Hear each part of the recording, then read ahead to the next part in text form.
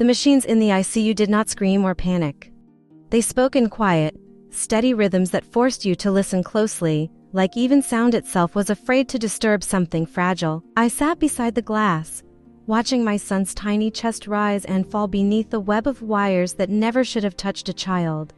My name is Danielle Mercer, and that was the night I realized blood does not always mean family. For 2 days, my phone had been completely silent.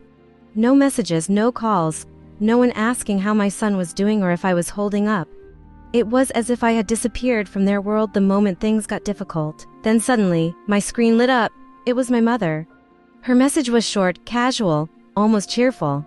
"Your brother needs $7,000 for his honeymoon?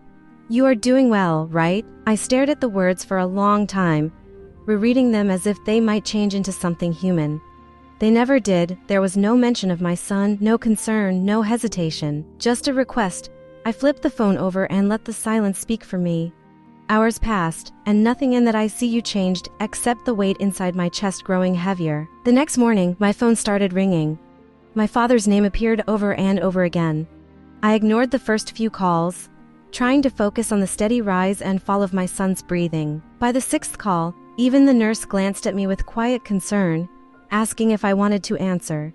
I shook my head, but when it rang again, something inside me shifted. I picked it up, pressed answer, and said nothing. For a moment, there was only the sound of breathing on the other end. Then my father spoke, and his words made everything inside me go cold. He did not ask about my son, he did not ask about me. He said they needed to talk about the money. I told him I was at the hospital, hoping that might redirect him, but he already knew. My mother had told him, and somehow that made it worse. He started explaining how my brother had already paid for flights, hotels, and deposits, as if I was supposed to feel responsible for protecting a vacation while my child fought to breathe behind glass. I asked him about my son, forcing the words out slowly. There was a pause, too long and empty. Then he brushed it off, saying kids bounce back like it was nothing. That phrase echoed in my mind, hollow and careless. I reminded him my son was in intensive care, but he dismissed it again, saying I was strong and handling it. I had heard that word my whole life, strong. It never meant support.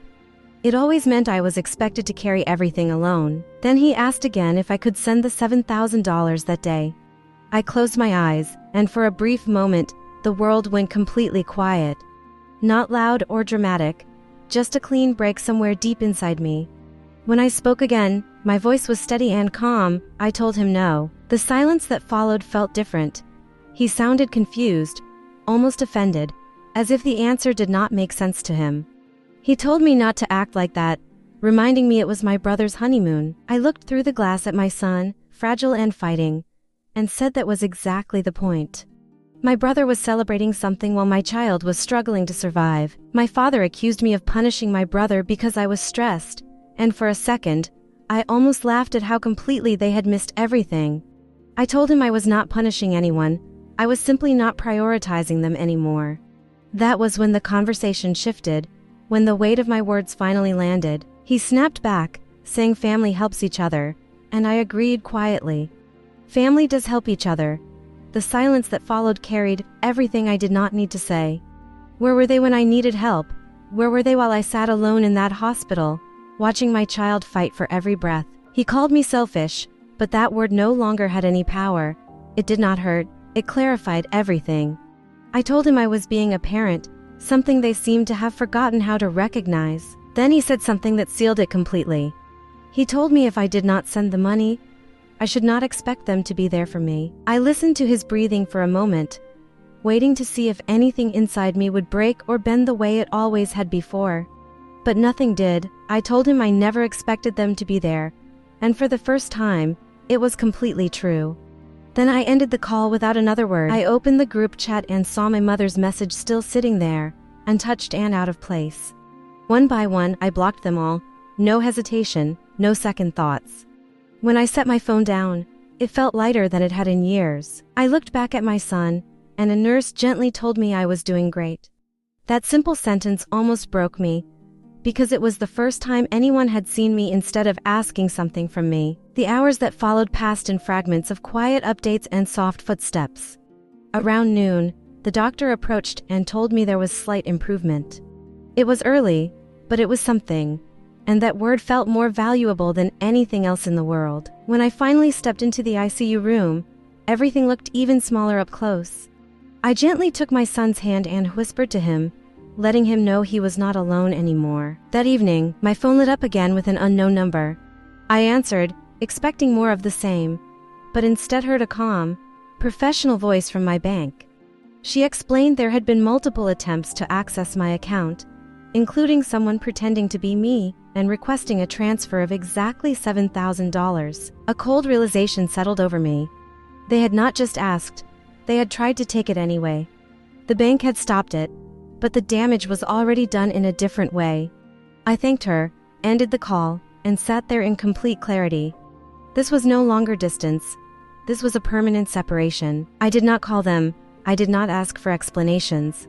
I already had the answers. Instead, I called my lawyer and updated everything. Access, permissions, emergency contacts, financial authority. I made it clear that no one in my family would have any control over anything connected to me or my son. Within an hour, it was done, clean and final. That night, the doctor returned with a small smile and told me my son was responding. When I took his hand again, his fingers twitched slightly, a small movement that felt like everything.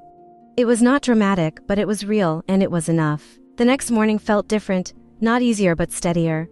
The nurse told me he had a good night, and that word felt like light breaking through something heavy. When I held his hand again, his fingers curled weakly around mine, stronger than before, present hand fighting. My phone buzzed once more with another unknown number, but I did not answer. I did not need to.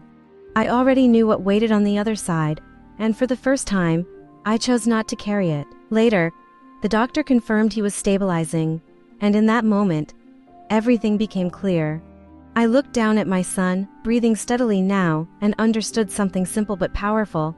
I had not lost a family. I had finally drawn a line, and for the first time in my life, I chose to stand on my side of it.